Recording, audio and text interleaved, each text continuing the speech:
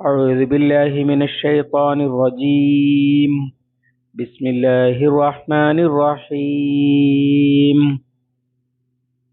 ليس عليكم جناح أن تدخلوا بيوتا غير مسكونة فيها متاع لكم والله يعلم ما تبدون وما تكتمون.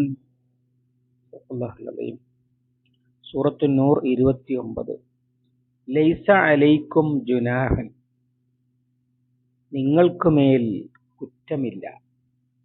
അൻ തദ്ഖുലൂ, നിങ്ങൾ കടന്നു ചെല്ലുന്നത്, ബുയൂത്തൻ, വീടുകളിൽ, ഗൈറ മസ്കൂനത്തിൻ, മസ്കൂനത്ത് അല്ലാത്ത, സക്കന താമസിച്ചു, മസ്കൂനത്ത് താമസിക്കുന്ന വീട് എന്നാണ്. ഫീഹ, അതിലുണ്ട്, മതാഉല്ലക്കും, നിങ്ങൾക്ക് മത്താഴ്, നിങ്ങൾക്ക് പ്രയോജനം അല്ലെങ്കിൽ നിങ്ങൾക്ക് ആവശ്യം ഉള്ള താമസ സ്ഥലമല്ലാത്ത വീടുകളിൽ കടന്നു ചെല്ലുന്നത് കുറ്റമില്ല. വല്ലാഹു യഅലമു, അല്ലാഹു അറിയുന്നു, മാ തുബ്ദൂന, നിങ്ങൾ വെളിപ്പെടുത്തുന്നത്, വമാ തക്തുമൂൻ, നിങ്ങൾ മറച്ചു വെക്കുന്നതും. കഴിഞ്ഞ ആയത്ത് പാർപ്പിടങ്ങളിലേക്ക് പ്രവേശിക്കുന്നത് നിയന്ത്രിക്കുന്നതാണല്ലോ. ഇതിന്റെ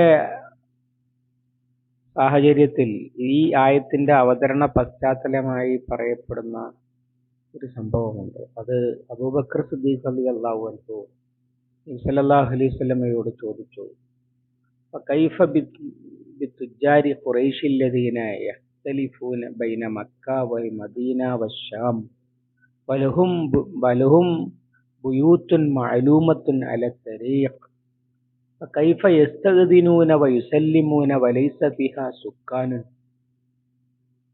ഇങ്ങനെയാണ് അല്ലാഹു തആല പറയുന്നതെങ്കിൽ എങ്ങനെയാണ് കച്ചവടക്കാരായ ഖുറൈശികൾ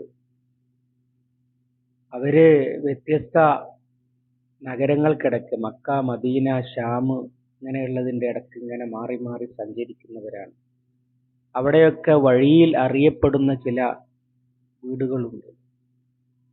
അവിടെ എങ്ങനെ അനുവാദം ചോദിക്കാനാണ്, ആർക്ക് സലാം പറയാനാണ്, അവിടെ ആരുമില്ല. ഫനസല, അപ്പോ അല്ലാഹു തആല ഇറക്കി ലൈസ അലൈക്കും ജുനാഹ് എന്ന് തുടങ്ങുന്നത് എന്ന്. ആ ചോദ്യത്തിന്റെ ശേഷമാണോ ഇത് ഇറക്കിയത്? അങ്ങനെയൊന്നും സബബുൻ നുസൂൽ, അവതരണ പശ്ചാത്തലം പറയുന്ന ആയത്ത് വാചകങ്ങൾക്ക് അർത്ഥമില്ല. ആ സാഹചര്യത്തിൽ റസൂൽ സല്ലല്ലാഹു അലൈഹി വസല്ലം അത് ചോദിച്ചപ്പോൾ ഇത് ഓതിക്കൊടുത്തിട്ടുണ്ടാകും. പക്ഷെ ആയത്ത് ഒന്നിച്ചിറങ്ങും അല്ലെങ്കിൽ ഒറ്റക്കിറങ്ങും ഒക്കെ ചെയ്യും. അതാണ് ഈ ആയത്തിന്റെ വിശദീകരണം. അഥവാ മസ്കൂനത്തല്ലാത്ത, നമ്മുടെ ബസ് സ്റ്റോപ്പ്, ട്രെയിനിലെ, റെയിൽവേ സ്റ്റേഷനിൽ യാത്രക്കാർക്ക് വിശ്രമിക്കാനുള്ള സ്ഥലങ്ങൾ എന്നൊക്കെ എഴുതി വെച്ച കുറെ സ്ഥലങ്ങൾ ഉണ്ടാകും. അവിടെയൊക്കെ കടന്നു ചെല്ലുമ്പോൾ സലാം പറയുകയും അതുപോലെ അനുവാദം ചോദിക്കുകയും ചെയ്യേണ്ടതുണ്ടോ? പൊതു ഇടങ്ങളാണെങ്കിൽ ആവശ്യമില്ല. ബസ് സ്റ്റോപ്പിലേക്ക് കയറാൻ അല്ലെങ്കിൽ യാത്രക്കാർക്ക് കാത്തിരിക്കാനുള്ള സ്ഥലത്തേക്ക് കയറാൻ ആരുടെയും അനുവാദം അനുവാദം വേറെ നിലക്ക് ആവശ്യമുള്ളത് ഉണ്ടാകും. അവിടെ ടിക്കറ്റ് കൊടുക്കേണ്ടി വരും, അല്ലെങ്കിൽ ചിലയിടത്ത് പണമടച്ച് ഉപയോഗിക്കുന്ന സ്ഥലങ്ങളായിരിക്കും. അതിനല്ല ഈ പറഞ്ഞത്. പകരം ഓപ്പണായിട്ട് എല്ലാവർക്കുമായി ഒരുക്കി വെച്ചിരിക്കുന്ന സത്രങ്ങൾ, വഴിയിൽ ഉണ്ടാകുന്നത് പഴയ കാലത്ത് അതാണ്, വഴിയമ്പലങ്ങൾ അല്ലെങ്കിൽ സത്രങ്ങൾ, ഇസ്തിറാഹകൾ ഈ അറേബ്യയിലൊക്കെ ഇപ്പോഴും കാണാം. വഴിയാത്രക്കാർക്ക് വേണ്ടി ഒരുക്കപ്പെട്ട സൗകര്യങ്ങൾ. അവിടെയൊക്കെ കടന്നു ചെല്ലുന്നതിൽ അനുവാദം ചോദിക്കലും സലാം പറയലും ആവശ്യമില്ല എന്ന് പറഞ്ഞാൽ അവിടെ ആള് അതിനുണ്ടാവണമെന്നില്ല. അപ്പോ മുകളിലെ ആയത്തിൽ അവിടെ ആരെയും കണ്ടില്ലെങ്കിൽ നിങ്ങൾ അവിടെ പ്രവേശിക്കരുത് എന്ന് പറഞ്ഞല്ലോ. അത് ഇത്തരം പൊതു ഇടങ്ങൾക്ക് ബാധകമല്ല. അതുകൊണ്ടാണ് അല്ലാഹു തആല മസ്കൂനത്ത് അല്ലാത്തത് എന്ന് പ്രയോഗിച്ചത്. അഥവാ മുകളിൽ പറഞ്ഞ നിയന്ത്രണങ്ങളൊക്കെ മനുഷ്യന്റെ പ്രൈവസിയുമായി ബന്ധപ്പെട്ട്, സ്വകാര്യതയുമായി ബന്ധപ്പെട്ട്, അതുപോലെ സദാചാര നടപടിക്രമങ്ങളുമൊക്കെയായി ബന്ധപ്പെട്ടുള്ളതാണ്. അതിനൊന്നും തടസ്സം വരുന്ന സ്ഥലങ്ങളല്ലല്ലോ പൊതു ഇടങ്ങൾ. അതില് ഗൈറ മസ്കൂനത്തിന് എന്ന് പറഞ്ഞാൽ ഓഫീസുകൾ, അങ്ങനെയൊക്കെയുള്ള ഒരുപാട് സ്ഥലങ്ങളുണ്ടാകും മനുഷ്യർ കടന്നു ചെല്ലുന്ന. അവിടെയൊക്കെ കയറി ചെല്ലാം. സർക്കാർ ഓഫീസുകൾ, അല്ലെങ്കിൽ ബിസിനസ് കേന്ദ്രങ്ങൾ, അങ്ങനെ ബാങ്കുകൾ, ഇവിടെയൊക്കെ അവിടുത്തെ സ്വകാര്യതക്ക് അല്ലെങ്കിൽ അവിടെ ആളുകളെ നിയന്ത്രിക്കുവാൻ ചെയ്ത ചില കാര്യങ്ങൾ ഉണ്ടാകും. അതിലിടിച്ചു കയറരുത് എന്നത് അത് ദുൽമാണ്. അത് ഇതുമായി ഇവിടെ പറയുന്ന സദാചാരവുമായി ബന്ധപ്പെട്ട വിഷയത്തിൽപ്പെട്ടതല്ല. ഇവിടെ ആയിഷ റളിയല്ലാഹു അൻഹയ്ക്കെതിരെയുള്ള ഹാദിസത്തുൽ ഇഫ്ക്, അപവാദ പ്രചരണ സംഭവവുമായി ബന്ധപ്പെട്ട് അത്തരം ദുരന്തങ്ങൾ ഉണ്ടാകാതിരിക്കാൻ പാലിക്കേണ്ട അദബുകളും മര്യാദകളും പഠിപ്പിക്കുകയാണല്ലോ ചെയ്യുന്നത്. അതുകൊണ്ട് തന്നെ ഇവിടുത്തെ വിഷയം അതാണ്. മറ്റേത് ഒരാൾ അപ്പോൾ അനുവാദമില്ലാതെ പ്രവേശിക്കരുത് എന്ന് എഴുതി വെക്കുക, കാവൽക്കാര്, അല്ലെങ്കിൽ ടിക്കറ്റ് വേണം, അല്ലെങ്കിൽ മുൻകൂട്ടി അനുമതിയുള്ളവർക്ക് മാത്രമേ പ്രവേശനമുള്ളൂ എന്നൊക്കെ എഴുതി വെച്ചെടുത്ത് ഇടിച്ചു കയറുക എന്നുള്ളത് സദാചാരവുമായി ബന്ധപ്പെട്ടതല്ല, ദുൽമാണ്. അത് ലംഘിക്കാൻ പാടില്ല. അതല്ല ഇവിടുത്തെ വിഷയം. ഇവിടെ മനുഷ്യന്റെ സ്വകാര്യത ലംഘിക്കുക, എന്നിട്ട് കാണാൻ പാടില്ലാത്തത് കാണാനിടയാകുക, അതിന്റെ ഫലമായിട്ട് മനുഷ്യൻ മാനം കെടുക, അല്ലെങ്കിൽ മറ്റുള്ളവർക്ക് തെറ്റിദ്ധാരണ ഉണ്ടാകുക, ഇങ്ങനെയൊക്കെയുള്ള സാഹചര്യങ്ങൾ ഒഴിവാക്കുന്നതിന് വേണ്ടിയാണ് ഇവിടെ പറയുന്നത്, നിങ്ങൾ നിങ്ങളുടേതല്ലാത്ത വീടുകളിൽ അനുവാദമില്ലാതെ കയറി ചെല്ലരുത്, അനുവാദം ചോദിച്ചിട്ട് ആരെയും കാണുന്നില്ലെങ്കിൽ തിരിച്ചു പോരണം, എന്നാൽ താമസ സ്ഥലമല്ലാത്ത ഇടങ്ങളിൽ കടന്നു ചെല്ലുന്നത്. അവിടെ ഒരു കണ്ടീഷൻ കൂടി പറഞ്ഞിട്ടുണ്ട്, ഫീഹാ മതാഉൽ ലക്കും, നിങ്ങൾക്ക് അവിടെ പ്രയോജനമുണ്ട്, അല്ലെങ്കിൽ നിങ്ങൾക്ക് അവിടെ ആവശ്യമുണ്ട്. മത്താ എന്ന് പറഞ്ഞാൽ പൊതുവെ വിഭവം എന്നാണ് വാക്കിന്റെ അർത്ഥം. അഥവാ വിഭവം എന്ന് മാത്രമല്ല, ആസ്വാദനം എന്ന അർത്ഥത്തിലും അത് ഉപയോഗിക്കും. ഇവിടെ ഉദ്ദേശ്യം എന്തെങ്കിലും കാര്യമുണ്ട്, അവിടെ ചെല്ലേണ്ട അവകാശം നിങ്ങൾക്കുണ്ട് എന്നാണ്. അവിടെ നിന്നൊരു ഫോറം അറ്റസ്റ്റ് ചെയ്ത് കിട്ടാനുണ്ട്, അല്ലെങ്കിൽ അവിടെ നിന്ന് പൈസ ചോദിക്കാനുണ്ട്, അല്ലെങ്കിൽ ഒരു അപേക്ഷ അവിടെ കൊടുക്കാനുണ്ട്, അല്ലെങ്കിൽ അവിടെ ചെന്ന് എന്തെങ്കിലും വിവരം ചോദിക്കാനുണ്ട്, ഇങ്ങനെ പലതും ഉണ്ടാകാം. അങ്ങനെയൊക്കെ ഉള്ളയിടങ്ങളിൽ കടക്കേണ്ടി വരും.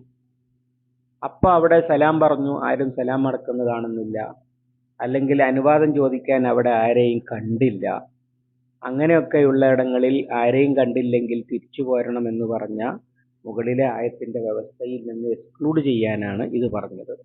വല്ലാഹു യഅലമു മാ തുബ്ദൂന വമാ തക്തുമൂൻ, നിങ്ങൾ വെളിപ്പെടുത്തുന്നതും നിങ്ങൾ മറച്ചു വെക്കുന്നതും അള്ളാഹുവിന് അറിയാമെന്ന് പറഞ്ഞാൽ, കഴിഞ്ഞ ആയത്തിൽ വല്ലാഹു ബിമാ തഅമലൂന അലീം എന്ന് പറഞ്ഞത് തന്നെയാണ്. അഥവാ നിങ്ങളുടെ ആഗമനോദ്ദേശം എന്താണ്, അത് നല്ലതാണോ ചീത്തയാണോ, കടക്കാനുള്ള അവകാശം ഉപയോഗപ്പെടുത്തി വല്ല ദുഷ്ടതയും പ്രവർത്തിക്കാനാണോ ഉദ്ദേശ്യം, അല്ലെങ്കിൽ പിന്നെ നല്ലതാണോ നിങ്ങൾ ഉദ്ദേശിക്കുന്നത്, നിങ്ങൾ പ്രത്യക്ഷത്തിൽ പറയുന്നത് തന്നെയാണോ ഉദ്ദേശിക്കുന്നത്, അങ്ങനെ പറയാൻ സാഹചര്യമുണ്ട്. നബി സല്ലല്ലാഹു അലൈഹി വസല്ലമയുടെ വീടുകളിൽ ആളുകൾ സംശയം ചോദിക്കാനായിട്ട് ചെല്ലുക പതിവുണ്ടായിരുന്നു.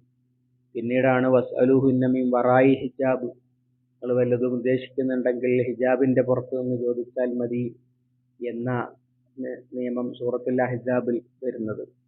അപ്പോ അതിന്റെ കാരണം ആളുകൾ ആവശ്യമില്ലാതെ കടന്നു ചെല്ലുകയും അവിടെ തന്നെ ഇരിക്കുകയും എന്നിട്ട് അവിടെ ഇരുന്നതിനെ കുറിച്ച് പിന്നീട് പുറത്തു വന്ന് മുനാഫിക്കുകൾ ഗോസിപ്പ് പറയുകയും ഒക്കെ ചെയ്യുന്ന സാഹചര്യം ഉണ്ടായപ്പോഴാണ് അത്തരം ക്രമീകരണങ്ങൾ അല്ലാഹു സുബ്ഹാനഹു വ തആല തന്നെ നടത്തിയത്. അപ്പോൾ എന്തിനാണ് കടന്നു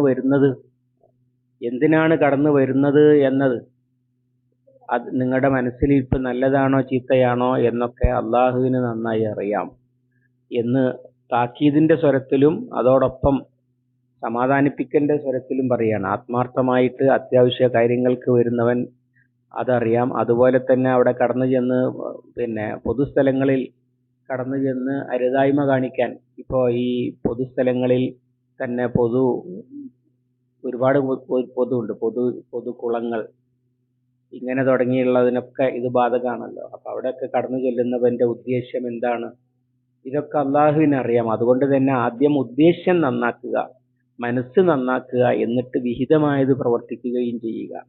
അപ്പൊ അങ്ങനെ മനസ്സിലിരിപ്പ് നല്ല ആള് ആണെങ്കിൽ അവൻ അനുവാദം കിട്ടിയില്ലെങ്കിൽ തിരിച്ചു പോരും. നല്ല ഉദ്ദേശത്തോടു കൂടി ചെല്ലുന്നവന് അവിടെ അനുവാദം ചോദിക്കാതെ കടന്നു ചെന്നാലും അത് എല്ലാവർക്കും മനസ്സിലാകും. ഒരു ഓഫീസിലേക്ക് ഒരാൾ കടന്നു ചെല്ലുന്നത് എന്തിനാണെന്നുള്ളത് തിരിച്ചറിയാൻ കഴിയും.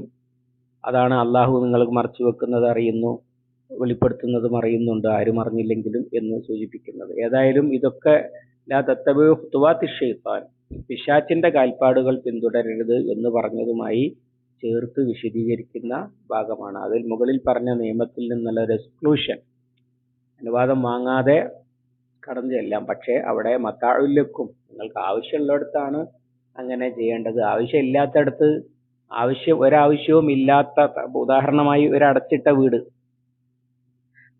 വീടിൽ അതിക്രമിച്ചു കയറിയാൽ അത് അതിക്രമിച്ചു കയറൽ തന്നെയാണ്. അവിടെ താമസമില്ലാത്ത വീടാണെങ്കിലും അതിക്രമിച്ചു കയറിയാൽ അത് അതിക്രമം തന്നെയാണ്. അതുകൊണ്ടാണ് ഫിഹ മത്താഉല്ലക്കും, നിങ്ങൾക്ക് അവിടെ പ്രയോജനമുണ്ട് അല്ലെങ്കിൽ ആവശ്യമുണ്ട് എന്ന് പറയുന്നത്.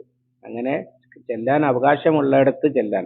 മറ്റത് ചെല്ലാൻ അവകാശമുള്ളിടത്തും അനുവാദം ചോദിക്കണം. അതാണ് മുകളിൽ പറഞ്ഞത്. അഥവാ ഇപ്പോ മാതാപിതാക്കൾ താമസിക്കുന്ന വീട്ടിലേക്കാണെങ്കിലും സലാം ചൊല്ലി ഇസ്തിഗ്നാസ് പരിചയപ്പെടുത്തിയതിന് ശേഷമേ, അല്ലെങ്കിൽ അനുവാദം കിട്ടി, അല്ലെങ്കിൽ ഒരു അറിയിപ്പിന് ശേഷമേ ചെല്ലാവൂ. നബി സല്ലല്ലാഹു അലൈഹി വസല്ലമ ഭാര്യമാരുടെ മുറികളിലേക്ക് വരെ കടന്നു ചെന്നിരുന്നത് അങ്ങനെ തന്നെയായിരുന്നു. അവരെ മുന്നേ അറിയിച്ചിട്ടായിരുന്നു എന്ന് ഹദീസിൽ കാണാം. അവിടെ പ്രയോജനമുണ്ട്, അധികാരമുണ്ട്, ഒക്കെ ശരിയാണ്, അനുവാദം ചോദിക്കണം.